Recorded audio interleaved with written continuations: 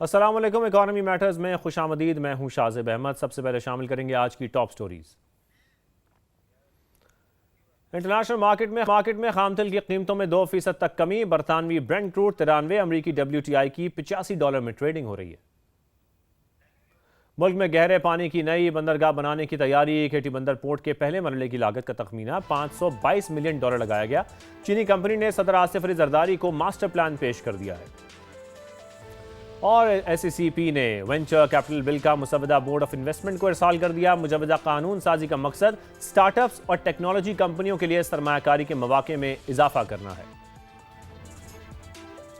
आगे बढ़ते हैं, कुछ जिक्र करेंगे गैर मुल्की करेंसीज का। इंटरबैंक में डॉलर की कदर में रोज़ की तरह आज भी 1 पैसे की कमी हुई, जिसके बाद इसकी कीमत 277 रुपये 56 पैसे हो गई है।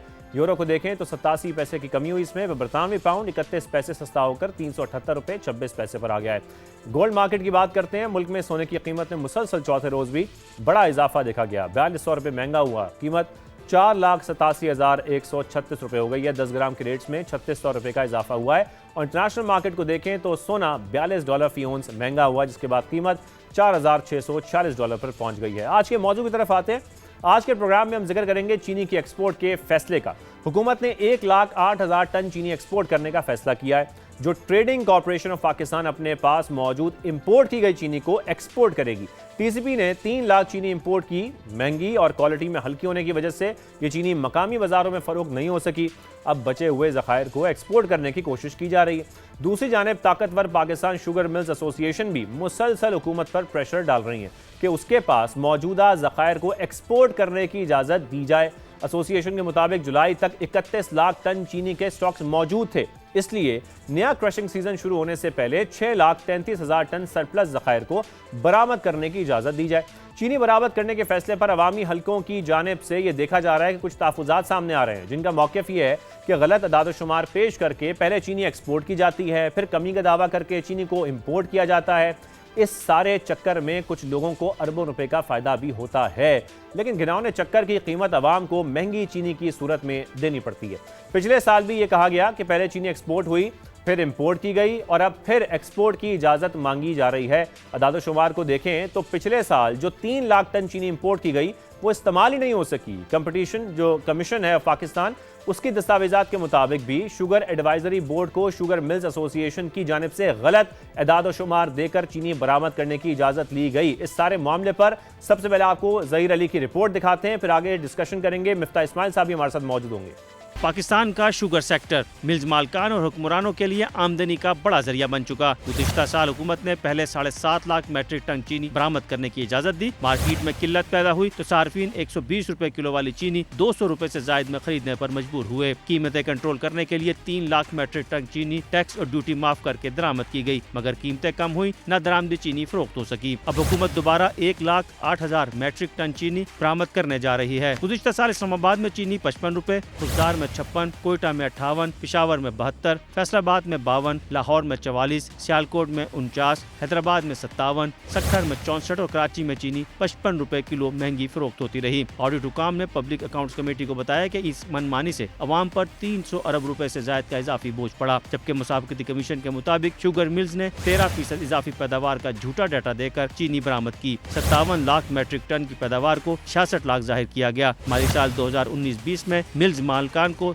2 अरब 47 करोड़ रुपए सब्सिडी भी मिली थी। 2015 से 2020 के दरमियान चीनी बरामद में बड़े फ्रॉड का पर्दा चाक हुआ। अफगानिस्तान को 23,55,000 मैट्रिक टन बरामद का दावा किया गया, मगर डाटा के मुताबिक सिर्फ 15 लाख मैट्रिक टन चीनी अफगानिस्तान पहुंची। 7,78,000 मैट्रिक टन चीनी का रिकॉर्ड ही गायब। कीमतें बढ़ाने पर 38 शुगर मिल्स के खिलाफ मुकदमा दर्ज हुए। FIA की तहकीकाती टीम ने FIR दर्ज कराई। FIA को शुबा था कि कीमतें बढ़ाकर आवाम से 110 अरब रुपए बटोरे गए। 2018 से 2020 तक पैदावारी लागत के गलत अदाद-ओ-शुमार से 53 अरब का इजाफी मुनाफा कमाया गया। मिल्स मालकान ने 18 अरब रुपए का कारपोरेट टैक्स भी बचाया। दस्तावेज के मुताबिक 2020 तक हुकूमत से चीनी बरामद करने के लिए 4 अरब 12 करोड़ की सब्सिडी भी ली गई। एक बार फिर शुगर मिल्स मालकान 80 लाख मैट्रिक टन पैदावार का तखमीना देकर 13 लाख मैट्रिक टन चीनी सरप्लस होने का ढंडोरा पीट रहे हैं। इसी बुनियाद पर 6 लाख मैट्रिक टन बरामद की फौरी इजाजत मांग ली गई। दूसरी तरफ हुकूमत IMF की शुगर सेक्टर को डीरेगुलेट करने की शर्त अभी तक पूरी नहीं कर पाई। ज़हीर अली खान,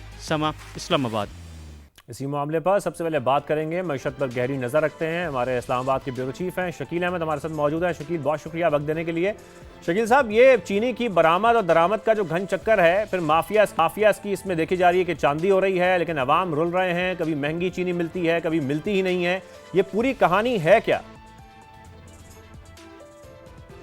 बहुत शुक्रिया शाहजेब। देखें, पाकिस्तान के अंदर 42 ख़ानदान हैं, 80 से 90 शुगर मिल्स हैं और पाकिस्तान के अवाम हैं जिनकी जेबों से हर साल खरबों रुपए निकलवाए जाते हैं इजाफी मुनाफे के तौर पर। विंडफॉल प्रॉफिट इसको कहा जाता है क्योंकि पहले चीनी एक्सपोर्ट की जाती है सरप्लस का कैगर, मतलब पिछले साल 66 लाख मेट्रिक टन चीनी की पैदावार का तखमीना बताया गया, लेकिन एक्चुअली जो है वो 57 लाख मेट्रिक टन थी। 9 लाख मेट्रिक टन का डिफरेंस था। और जब चीनी एक्सपोर्ट हो गई 7,90,000 मेट्रिक टन, उसके बाद कहा गया जी कि अब इसको इंपोर्ट करना है क्योंकि मकामी किल्लत पैदा होने का खदशा है। 5 लाख की बात की गई लेकिन 3 लाख टन इंपोर्ट की गई और अब फिर से 1,08,000 मेट्रिक टन एक्सपोर्ट करने की अप्रूवल दी जा चुकी है। तो इस सारे घन चक्कर में, इस खेल में अवाम जो है वो पिस रहे हैं, उनकी जेबों से इजाफी पैसे निकलवाए जा रहे हैं क्योंकि लोकल शार्टेज हो जाती है जब चीनी एक्सपोर्ट होती है। पिछले साल भी यही हुआ और कहा गया जी 165 से 171 रुपये फ़ी किलो रेट रहेगा, लेकिन अवाम ने 200 से लेकर 220 रुपये पर केजी भी कीमत अदा की। तो इसके अंदर ऐसा नहीं कि आइसोलेशन में हो रहा है, ये पिछली 2 दहाइयों से ये सिलसिला जारी है। हर 1-2 साल के बाद ये खेल खेला जाता है। हालांकि साहब तो ये कह रहे हैं अपने एक्सपोज में कि हम आवाम को बचा रहे हैं प्राइस हाइक से, लेकिन ऐसा दिखाई नहीं देता है हर साल। और साथ में शकील साहब, ये जो कंपटीशन कमीशन ऑफ पाकिस्तान है उसकी दस्तावेज में भी जो शुगर मिल्स की जानिब से गलत अदाद शुमार फराहम किए जाने की तस्दीक हुई है, जरा इस हवाले से भी बताइएगा। और सेकेंडली, कार्टलाइजेशन वाला क्या मामला है, इस पर भी बताइएगा। देखें शाहजेब, कार्टलाइजेशन जो है वो इस्टेब्लिश हो चुका है क्योंकि जो कंपटीशन कमीशन है उनके हुकाम से हमारी बात हुई। उन्होंने कहा कि 44 बिलियन रुपीस का जुर्माना भी शुगर मिल एसोसिएशन और जो शुगर मिल मालिकान हैं उनको किया जा चुका है। लेकिन चूँकि वो जो डिसीजन था वो स्प्लिट डिसीजन था, फिर चेयरपर्सन ने वोट डाला था, तो उसके बाद वो कोर्ट में चले गए और अब वो फिर मामला जो है वो पेंडिंग है। वो रिकवरी अभी तक नहीं हो सकी क्योंकि अब नए सिरे से एक डिसीजन लेना पड़ेगा। तो ये इस्टेब्लिश हो चुका है कि प्राइस फिक्स की जाती है, उसके अंदर पाकिस्तान शुगर मिल्स एसोसिएशन के जो मेंबरान हैं शुगर मिल्स मालिकान, वो भी उसमें मुलविस होते हैं और मसाफती कमीशन का ये बिल्कुल तहरीरी जो है ये डॉक्यूमेंट्स मौजूद हैं जिसके अंदर ये साबित हो चुका है कि गठजोड़ या कार्टलाइजेशन होती है, आवाम को चूना लगाया जाता है और आवाम की जेबों से भारी जो है वो मुनाफा कमाया जाता है। इस वक्त आप देखें शाहजेब, अभी 8,000 मेट्रिक टन चीनी एक्सपोर्ट की जा रही है, लेकिन आप देखिएगा अभी 148 से 150 और 155 रुपये पर केजी मार्केट के अंदर चीनी मौजूद है। लेकिन आने वाले दिनों में आप देखिएगा नए क्रशिंग सीजन से पहले ये प्राइसेस ऊपर जाएंगे और एक बार फिर आवाम की जेबों से काफ़ी पैसे निकलवाए जाएंगे और ये सिलसिला काफ़ी अरसे से जारी है। बिल्कुल, ये सिलसिला हर साल हम ऐसे ही देखते हैं। शकील साहब हमारे साथ मौजूद है, बहुत शुक्रिया शकील साहब, इस हवाले से आप हमें बता रहे थे। साथ में ज्वाइन किया है साबिक वफाकी राना है मिफ्ता इस्माइल साहब और पाकिस्तान अवाम पार्टी के सेक्रेटरी जनरल भी हैं। बहुत शुक्रिया मिफ्ता साहब वक्त देने के लिए। मिफ्ता साहब, अभी शकील साहब जैसे कि पूरी कहानी इस हवाले से बता भी रहे हैं और ये मुसलसल खबरों में आ भी रही हैं। अब तो ये हुकूमत ने जो टीसीपी को 1,08,000 टन चीनी एक्सपोर्ट करने की इजाज़त दी, आप ये कह भी चुके हैं कि शुगर सेक्टर में पहले एक्सपोर्ट, फिर इंपोर्ट और फिर दोबारा एक्सपोर्ट का जो घन चक्कर है वो चल रहा है और इसका जो इस पूरे अमल का जो बिल है वो पाकिस्तानी शहरी अदा करते हैं महंगी चीनी की सूरत में। ये शुगर सेक्टर वाकई इतना ताकतवर है कि हुकूमत भी मजबूर दिखाई देती है इनके सामने? सर, ये बिल्कुल बात गलत है कि हुकूमत इनकी बात मानने पर मजबूर होती है। बात असल में की है कि यही हुकूमत है और इसीलिए ये होता है, मतलब। और ये हुकूमत ना सिर्फ मुस्लिम लीग नून की है बल्कि आप जानते हैं कि सब पार्टियों में यही हुकूमत होती है। पीपल्स पार्टी के भी मालकान जो हैं वो शुगर मालकान हैं, मुस्लिम लीग के मालकान भी शुगर मालकान हैं, PTI के अंदर भी शुगर मालकान होते थे। इसीलिए आप एक ही सीजन के अंदर पहले 6 लाख टन एक्सपोर्ट करते हैं, उसके बाद आप चीनी की कीमत बढ़वा देते हैं 50 रुपए। फिर उसी सीजन में, इससे पहले कि अगले साल की चीनी आए, आप कह सकते हैं कि अगले साल का क्रॉप कम हो गया, ज्यादा हो गया, ऐसा कुछ नहीं हुआ। इन्होंने इसी सीजन में फिर 3 लाख इंपोर्ट करवाई, वो भी मार्केट से महंगी, उस वक्त की मार्केट बैनुल-अक़वामी मंडी से महंगी, TCP से इंपोर्ट करवाई और फिर वो जबरदस्ती नुकसान में बेचने के लिए लोगों को महंगी बेची और उसके बाद फिर उसी चीज को वापस। ये जो बातें आपने की हैं इस पर अता तारड़ साहब के एक्स पर जवाब भी दिया, रद्दमल भी दिया, आपकी एक्स पर जो पोस्ट थी उस पर भी, और आपने यकीन तौर पर इसको पढ़ा भी होगा कि जो फैक्ट्स हैं आप उसको डिस्टॉर्ट कर रहे हैं। और सेकेंडली उन्होंने ये भी कहा कि शुगर इंपोर्ट करना तो कंज्यूमर को प्राइस हाइक से बचाना था, इसका ये मकसद था। बिल्कुल उनका जवाब सुना था, उसके बाद मैं उनको भी जवाब दिया था। उसके बाद भी मेरी गुजारिश है ना कि अगर मेरे कोई हकायक गलत हों क्या हुकूमत ने 6 लाख टन एक्सपोर्ट नहीं करवाई थी चीनी? क्या मुसद्दक मलिक को कमेटी से हटा के डार साहब को कमेटी का चेयरमैन नहीं बनाया था? क्या उसके बाद कीमत बढ़ नहीं गई थी? हुकूमत कह रही थी कि 160 रुपए से रिटेल की कीमत नहीं बढ़ेगी। क्या 220 रुपए तक कीमत इस्लामाबाद, लाहौर, कराची के शहरों में नहीं चले गई थी? क्या उसके बाद जो हुकूमत ने चीनी मंगवाई थी वो उससे कोई प्राइस पे फर्क नहीं आया? ये बात दुरुस्त नहीं है। क्या उसके बाद हुकूमत ने ज़बरदस्ती ये चीनी के ऊपर टैक्स और सेल टैक्स माफ़ करने के बाद भी इंपोर्टेड चीनी के ऊपर फिर भी ज़बरदस्ती कंपनियों को नहीं बेचा IB और FIR के ज़रिए?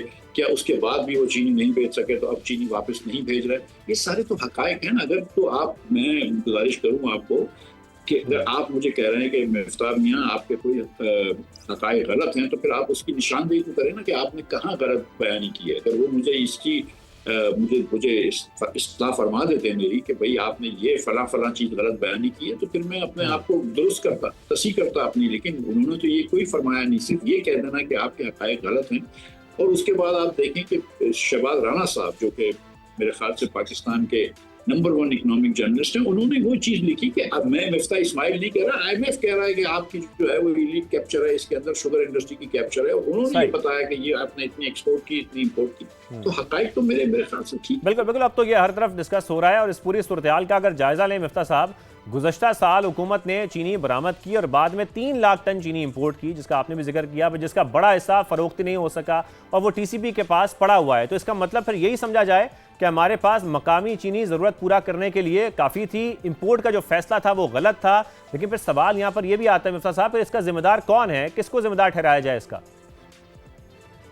देखिए, गुजारिश ये है कि पहले तो 6 लाख टन एक्सपोर्ट की और फिर 3 लाख टन इंपोर्ट की। तो उससे तो जाहिर है कि बेहतर यही होता कि आप 3 लाख टन एक्सपोर्ट करते थे। अगर 3 लाख टन एक्सपोर्ट करते तो क्या होता? चीनी की इंपोर्ट की जरूरत भी नहीं पड़ती, ज़र मुबादला भी नहीं लगता और आपको इतनी कीमत नहीं बढ़ती। तो जो 50 रुपए की कीमत बढ़ गई, जिसके मुताबिक आप, क्योंकि हम 6 लाख टन महीने का इस्तेमाल करते हैं चीनी, तो उस 6 लाख टन के एवज हम अगर जो 30 अरब रुपया महीने का दे रहे थे इन शुगर मिल मालकान को, वो नहीं देने पड़ते, कंज्यूमर्स की जेब में वो 30 अरब रुपया बच जाता। तो पहले आपने वो किया, अगर उस वक्त 3 लाख कर लेते तो ये सारे मसले नहीं होते। फिर जब आपने 6 लाख इंपोर्ट करी, अब यहाँ पे शॉर्टेज हो गई, कीमत 220 रुपये हो गई, फिर आपने इंपोर्ट की। मगर उस वक्त भी फिर आपने अपने जो है वो तेवर ठीक नहीं किया। आपने कहा सिर्फ TCP करेगी, TCP ने मार्केट से महंगी इंपोर्ट की। अब जब मार्केट से महंगी इंपोर्ट हो गई और पाकिस्तानी चीनी उससे सस्ती मिल रही थी यहाँ पे, तो अब क्या हुआ, क्योंकि दुनिया में चीनी महंगी हो गई थी, तो अब ये हुआ कि आपने जिस कीमत में चीनी एक्सपोर्ट की थी उससे महंगी कीमत पे इंपोर्ट की, अब यहाँ बेच नहीं पा रहे।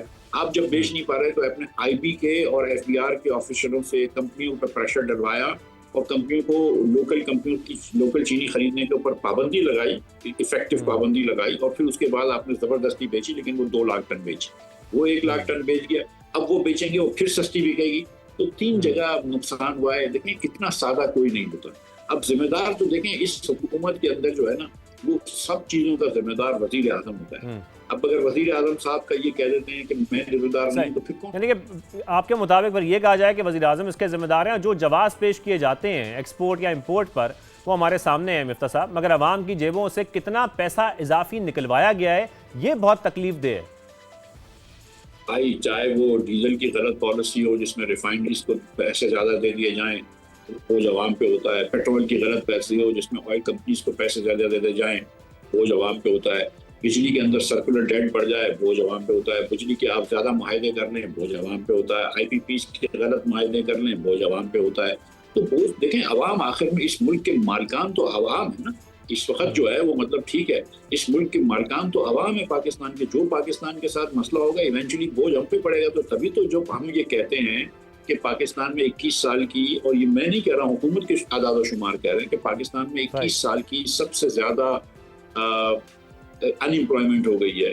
पाकिस्तान में 10 साल की सबसे ज्यादा पॉवर्टी हो गई है। 29% पाकिस्तानी जो हैं वो 8,485 रुपए माहाना वसाइल से कम में जिंदगी गुजारते हैं। ये फिर से सुन लीजिए, 29% पाकिस्तानी 8,485 रुपए से कम पे माहाना वसाइल पे जिंदगी गुजारते हैं। सही, तो जब सही। ये हालात हो जाएं तो ये लोगों के ऊपर बोझ ही पड़ रहा है ना। जब पाकिस्तान के अंदर गंदम की कंजम्पशन कम हो जाए, यानी कि लोग रोटी कम खा रहे हों, लोग गोश्त कम खा रहे हों, अंडे कम खा रहे हों, तो ये अवाम के ऊपर इसका हमने मिफ्ता साहब आगे जिक्र करना है आज के प्रोग्राम में कि जो ग़िज़ाई किल्लत पर भी आज हमने बात करनी है। लेकिन उससे पहले ज़रा ये हम अगर देखें कि हुकूमत बार बार डीरेगुलेशन की बात करती है, मुख्तलिफ सेक्टर्स में ये बात होती है।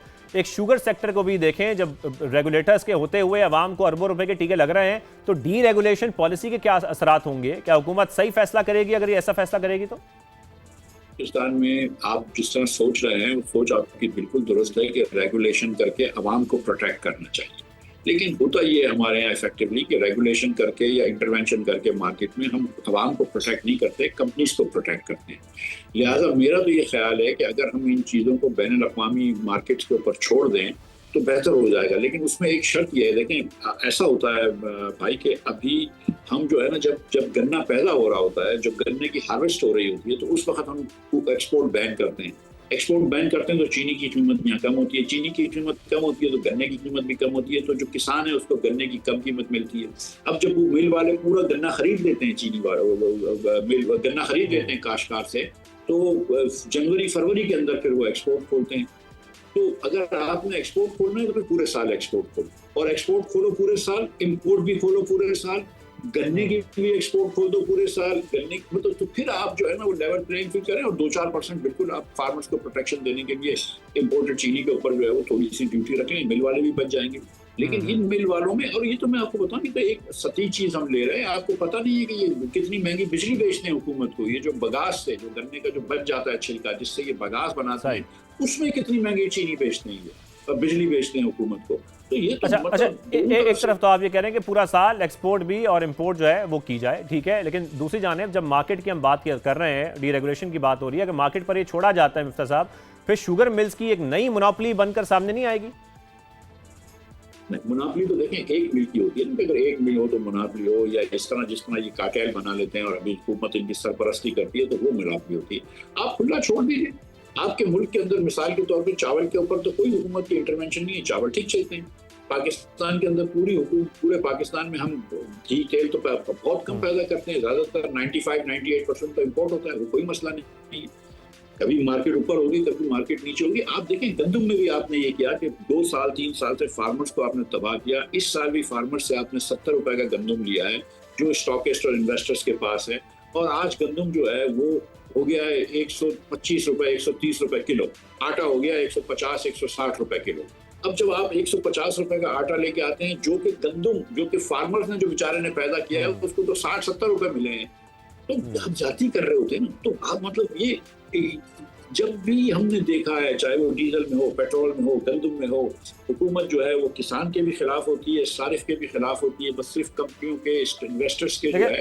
लेकिन मिर्जा साहब, पाकिस्तान में फिर बुनियादी मसला है क्या? चीनी की पैदावार का तो कोई खास मसला दिखाई नहीं देता, ये टोटल मिसमैनेजमेंट दिखाई देती है। कार्टलाइजेशन का आपने जिक्र किया, कुछ देर पहले शकील साहब ये बात कर रहे थे कि माजी में भी पाकिस्तान शुगर मिल्स एसोसिएशन और जो शुगर मिल्स मालिकान हैं उनको मुबैना कार्टलाइजेशन की वजह से 44 अरब रुपए का जुर्माना भी हुआ। तो आपको लगता है कि डी रेगुलाइजेशन जो है उससे फायदा होगा अगर हम क्लियरली इस पे बात करें तो?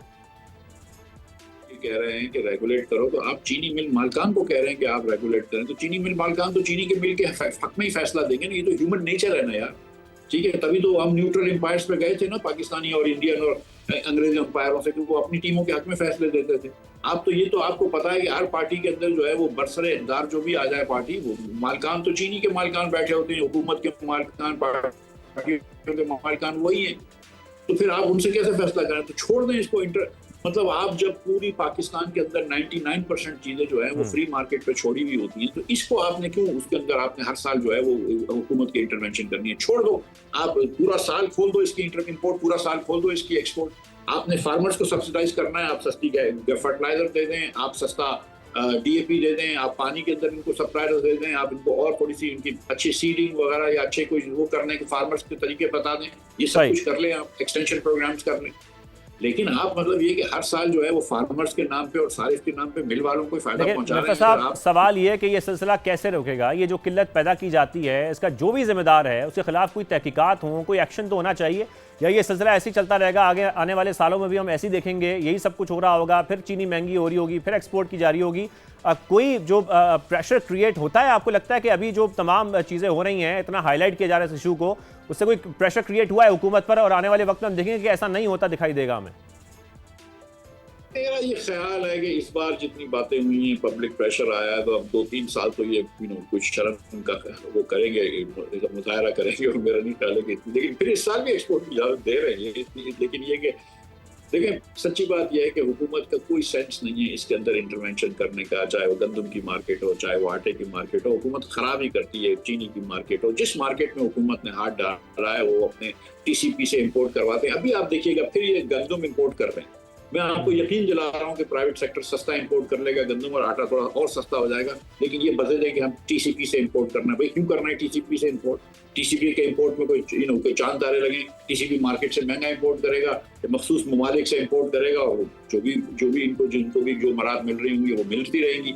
हमने तो हर जगह पे मतलब कोई मैं आपको यकीन दिला रहा हूँ, मैं पंजाब गवर्नमेंट में काम कर चुका हूँ, मियाँ शहबाज शरीफ साहब के साथ वफाक में काम कर चुका हूँ। मैंने कभी मुस्लिम लीग के अंदर ये हाल नहीं देखा है जो आजकल इन्होंने कर दिया है, चाहे वो पंजाब हो चाहे वो वफाक हो, कि कोई चीज़ नहीं छोड़नी है।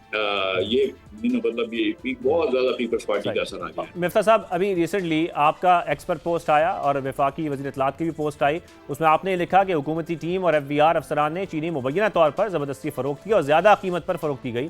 और दूसरी तरफ अताताड़ा की जब हम बात कर रहे हैं, उन्होंने भी FBR की बात की। उन्होंने कहा कि शुगर सेक्टर से 60 बिलियन एडिशनल कलेक्ट किए गए हैं FBR की तरफ से और कोई एक्सेप्शन नहीं छोड़ी गई। इन दोनों बातों का अगर मुवाजना करें तो इस पर आप क्या कमेंट करेंगे?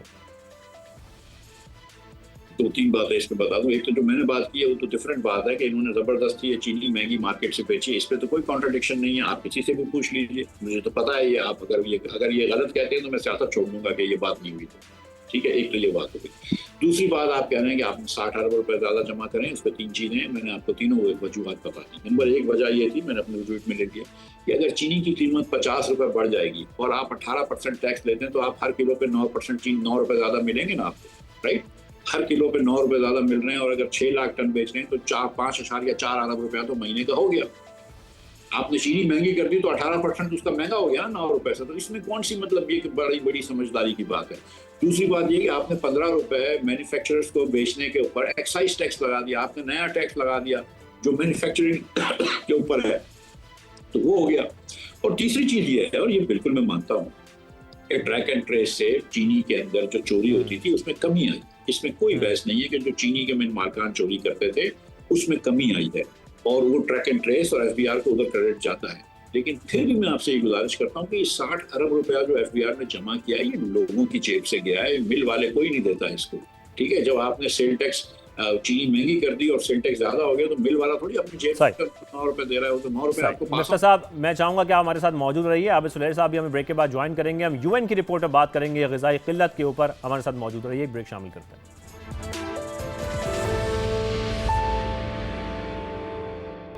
Welcome back. अब जिक्र करेंगे अक़वाम मुत्तहिदा की फूड सिक्योरिटी पर रिपोर्ट का। The state of food security and nutrition in the world पेश की गई, जो World Health Organization, World Food Programme, UNICEF, International Fund for Agricultural Development और Food and Agriculture Organization of the United Nations ने मुश्तरका तौर पर तैयार की है।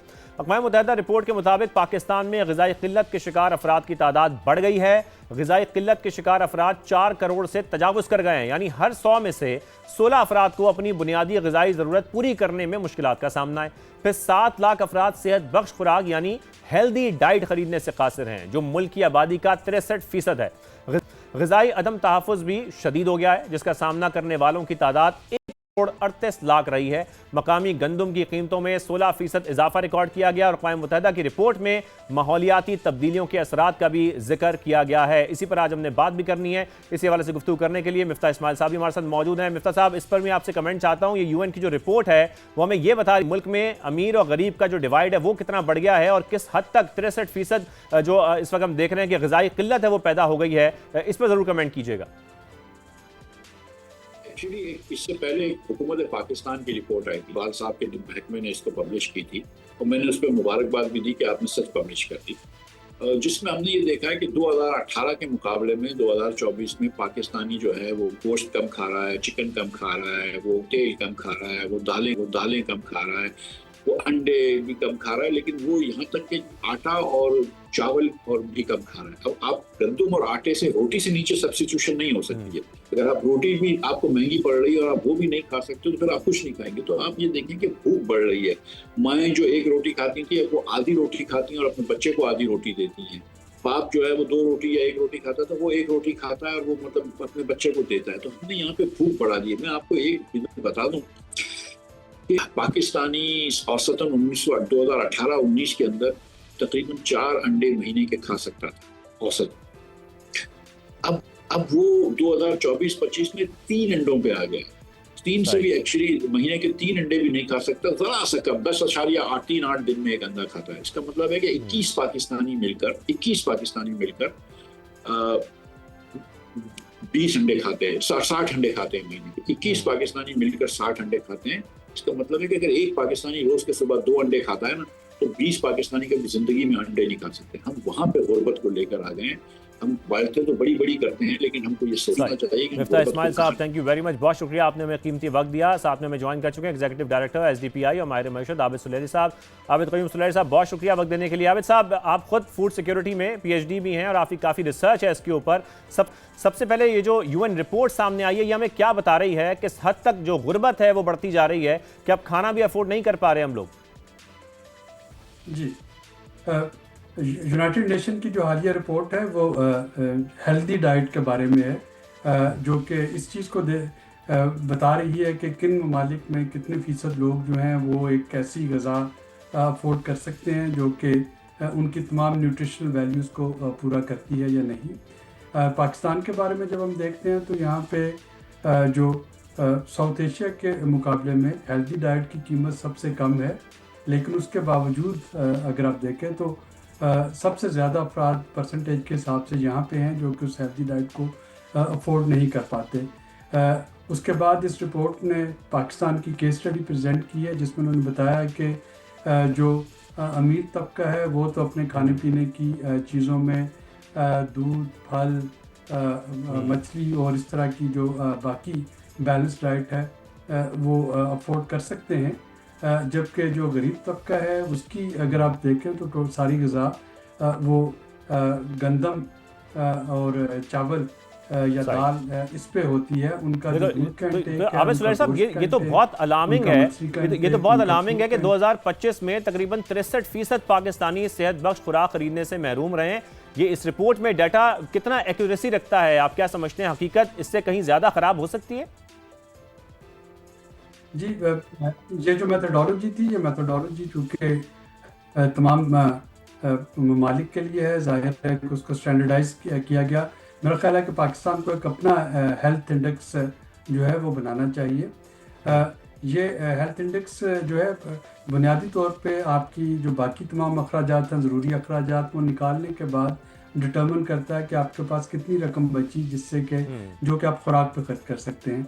अब अगर आप पाकिस्तान की मिसाल देखते हैं तो महकमा शुमारियात की जो पिछली हाईएस्ट रिपोर्ट थी, हाउस होल्ड इनकम एक्सपेंडिचर सर्वे, अगर आप उसको देखते हैं तो हमारा जो सबसे बड़ा इस वक्त आम पाकिस्तानी का ख़र्चा है वो इस वक्त मकान का किराया है, रहाइश, उसके बाद यूटिलिटीज़ जो बिजली, गैस, पानी और जो ट्रांसपोर्ट पे खर्च आता है, और उसके बाद जाके खुराक की बारी आती है, और फिर इसमें हेल्थ एक्सपेंडिचर भी शामिल है, इसमें एजुकेशन एक्सपेंडिचर भी शामिल है, इसमें शादी गमी पे होने वाले अखराजात भी शामिल है। तो ये हर मुआशरे में, हर मुल्क में ये जो अखराजात हैं ये बदलते रहते हैं।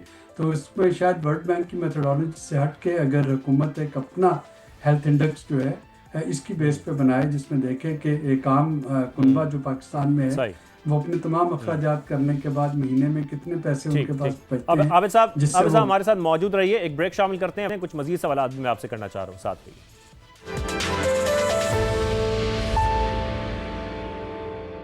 Welcome back. आबिद सुलेरी साहब, हमारा मुल्क तो फूड सफिशिएंट मुल्क कहलाता है, एग्रीकल्चर ममालिक में शुमार होने वाला मुल्क है। हेल्दी खाने की अफोर्डेबिलिटी ख़त्म हो जाना, ये किसकी नाअहली है आपके मुताबिक? जाहिर है कि एग्रीकल्चर जो है वो पहले भी एक साइंटिफिक बिजनेस के तौर पे नहीं हो रही थी। आप एग्रीकल्चर के जो हमारे काश्तकार ज़मींदार घराने हैं वो ज़राअत इसलिए नहीं कर रहे थे कि ये कोई मुनाफा बख्श बिजनेस है, बल्कि वो अक्सर लोग इसलिए कर रहे थे कि नाक कट जाती है अगर आपके पास ज़मीन है और आप गंदम उगाने की बजाय आटा जो है वो बाज़ार से लेके खा रहे हैं। तो जब तक आप एग्रीकल्चर को साइंटिफिक बुनियादों पे नहीं लेके आते तब तक इस तरह की चीज़ें जो हैं वो होती रहेंगी। उसके अलावा जो आपने पॉलिसीज़ का जिनकी तरफ इशारा किया, खा वो गंदम है या चीनी है, गंदम में हुकूमत ने एक अच्छा कदम लिया कि वो उसकी जो प्रोक्योरमेंट उससे बाहर निकली, लेकिन वो बुरे तरीके से बाहर निकली। इसको फेजेस में किया जाना चाहिए था, लेकिन आपने देखा कि एक ओवरनाइट डिसीजन ले लिया गया और किसान जो है उसको प्राइवेट सेक्टर के रहमो करम पे छोड़ दिया गया। पॉलिसीज के बहुत ज़्यादा मसाइल हैं। और आबिद साहब, ये फूड सिक्योरिटी की जो वजारत है वो फेडरल लेवल पर है और जो एग्रीकल्चर सूबाई हुकूमतों के पास है, इसका भी आप जिक्र कर चुके हैं पहले भी। ये बहुत बुनियादी मसाइल हैं जिसकी वजह से फिर अवाम पछता रहे हैं।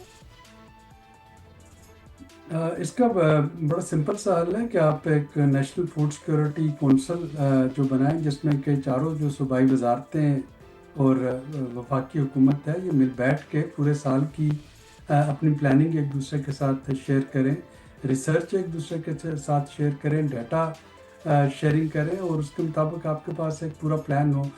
इस वक्त बदकिस्मती ये है कि हमारी ज़राअत के जो 4 बुनियादी पिलर हैं, एग्रीकल्चर एजुकेशन जो कि यूनिवर्सिटीज़ में पढ़ाई जाती है, एग्रीकल्चर रिसर्च जो कि सूबों और वफाक में की जाती है, एग्रीकल्चर एक्सटेंशन यानी किसान को जाके सिखाना, और प्राइवेट सेक्टर, ये चारों एक दूसरे से जो है इनका कोऑर्डिनेशन नहीं है।